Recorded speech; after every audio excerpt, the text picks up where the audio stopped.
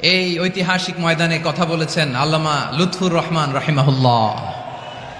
চলে গিয়েছেন আমাদেরকে ছেড়ে। তিনি বলতেন, ইনশাআল্লাহ মিজান আবার আসবে। সোজা কথা, সংক্ষিপ্ত কথা, চূড়ান্ত কথা, শেষ কথা, মিজান আবার আসবে, বিজয়ীর বেশে আসবে। এই দেশের তাওহীদি জনতা এমন ইতিহাস সৃষ্টি করে তাকে আলিঙ্গন করবে ইনশাআল্লাহ। সেই সমাবেশই দূরে নয়।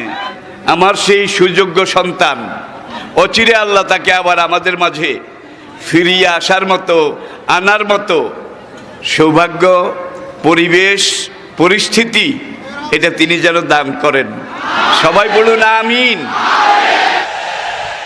হুজুর, আমি তো আসলাম, আপনি তো আমাদেরকে ছেড়ে চলে গেলেন। আল্লাহু আকবার, আল্লাহু আকবার, আল্লাহু আকবার।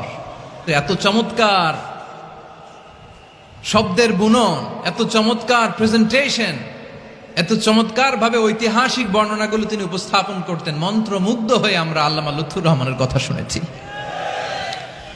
আমরা হযরতুল আল্লামা লুৎফুর রহমান রাহিমাহুল্লাহর জন্য এই বিশাল ময়দান থেকে দোয়া করছি, আল্লাহ তাআলা তুমি তোমার এই খাদেমকে জান্নাতের মেহমান হিসেবে কবুল করে নাও।